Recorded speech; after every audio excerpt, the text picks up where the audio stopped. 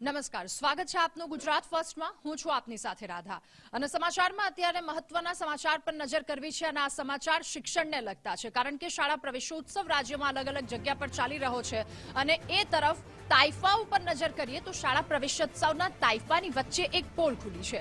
Gujarat ફર્સ્ટના reality ચેકમાં તંત્રની pole ખુલી, કેવી કામગીરી કરવામાં આવે છે, કરોડોના આંધણ કરી દેવામાં આવે અને ત્યારબાદ શાળાની સ્થિતિ પણ દયનીય, અત્યંત દયનીય દેખાઈ રહી છે। ક્યાંય શાળામાં ઓરડા નથી તો ક્યાંક બાળકો પર જીવનું જોખમ અને આ તોળાતા જોખમની વચ્ચે બાળકો શિક્ષણ લેવા માટે મજબૂર થયા છે।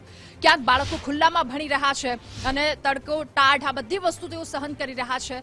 તો એક તરફ શાળાના પ્રવેશોત્સવના તાઇફાઓ ચાલી રહ્યા છે અને બીજી તરફ ગુજરાત ફર્સ્ટે રાજ્યની અલગ અલગ શાળાઓમાં જઈ અને રિયાલિટી ચેક કર્યું કે ક્યાં કેવી દયનીય પરિસ્થિતિમાં અને કેવી પરિસ્થિતિમાં વિદ્યાર્થીઓ ત્યાં અભ્યાસ કરે છે।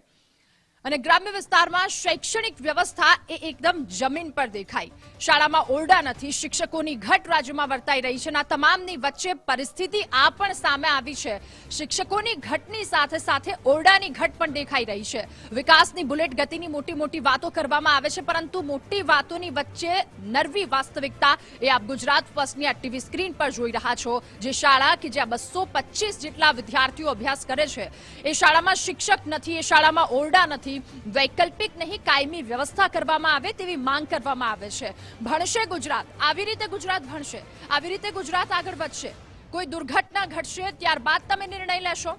આ ચોમાસાનો સમય છે, ક્યારેય પણ વીજળી ત્રાટકી શકે, કોઈ પણ વસ્તુ થઈ શકે, હોનારત સર્જાઈ શકે અને ગ્રામ્ય વિસ્તારમાં જે શૈક્ષણિક વ્યવસ્થા છે, જે મોટી મોટી વાતો કરવામાં આવે છે, એ કરતા એકદમ વિપરીત પરિસ્થિતિ દેખાઈ રહી છે। 225 જેટલા વિદ્યાર્થીઓ અને આ વિદ્યાર્થી જે શાળામાં ભણે છે એ શાળામાં ઓરડા જ નથી। એક તરફ શિક્ષકની ઘટ, આવનારું ભવિષ્ય શું છે આ શાળાનું, એ પણ એક સૌથી મોટો સવાલ થઈ રહ્યો છે।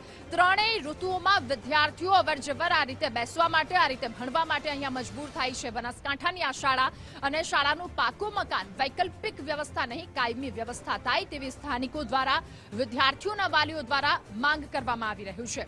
કોઈ દુર્ઘટના ઘટે ત્યારબાદ તમે દર વખતેની જેમ નિર્ણય લેશો, લોકોના જીવ જાય ત્યારબાદ તમે દર વખતોની જેમ જીવ લેશો, લોકોનું કામ કરશો।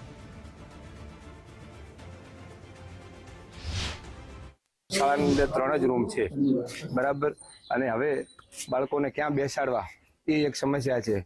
શિયાળાની અંદર બાળકો ઠંડીમાં ઠરે છે, ઉનાળાની અંદર ગરમીના હિસાબે બાળકો હેરાન પરેશાન થાય છે, ચોમાસાની અંદર અત્યારે આવા વરસાદી માહોલમાં તમે હાલમાં જોઈ રહ્યા છો તે પ્રમાણે આવા છાપરાઓમાં અમે વૈકલ્પિક વ્યવસ્થા કરી અને બાળકોને ભણાવી રહ્યા છીએ, બરાબર। તો હવે અમારી સરકાર પાસે એક જ માગણી છે કે સત્વરે અમને શાળાનું મકાન આપે। આપણા 6 થી 8 સુધી સાહેબો નથી, પેલા શિક્ષણ માટે, ભણાવવા માટે, ને અત્યારે આ તાઇફા મોડે છોકરા ભણાવવાની તો વ્યવસ્થામાં નથી, ત્યાં રૂમ નથી। અહીંયા લગભગ 2019માં આ મકાન પાડ્યા છે। 2019 થી આજ દિવસ 4 થી 5 વર્ષ જેવું થઈ ગયું। આચાર્યશ્રી અનેક રજૂઆત કરી, સરકારે અમને મંજૂર કરી કે ગ્રાન્ટ નથી અમારા જોડે। યાર ગ્રાન્ટ તમારા જોડે બીજા કાર્યક્રમ કરવાને ગ્રાન્ટ છે, તમારા શાળા માટે શા માટે નથી ગ્રાન્ટ?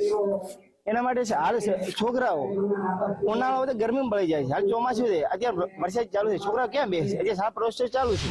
આપણે ખંડિત ઓરડા કર્યા 3 વર્ષ થઈ ગયા છે, પણ હજી આ છોકરા બધી લાઇબ્રેરી બેસે છે ને અભ્યાસ એનો બગડે છે, તાત્કાલિક થાય એવી અમારી માંગણી છે। કોઠીગામ પ્રાથમિક શાળાના ડેમેજ ઓરડાઓ 2020માં કરેલ છે। એના પછી અમારી વારંવાર સરકારશ્રીમાં યોગ્ય પદ્ધતિ દ્વારા લેખિતમાં, મૌખિકમાં જાણ કરેલ, જેનો છેલ્લે પ્રત્યુત્તર અમને એ બાબતે વડગામડા ગ્રુપ ગ્રામ પંચાયતમાં મુખ્યમંત્રીશ્રીનો કાર્યક્રમ હોય એ વખતે સરપંચ દ્વારા અમે લેખિત ત્યાં એમને જાણ કરેલ। એ સમયે કલેક્ટરશ્રીએ અમને 2 મહિનાની અંદર તમારા રૂમ, શાળાના ઓરડાઓ મંજૂર કરાવવામાં આવશે એવી એમણે મૌખિક બાંયધરી આપેલ છે અને જલ્દીમાં જલ્દી કામ પૂર્ણ થાય એવું કલેક્ટરશ્રીએ અમને જણાવ્યું છે।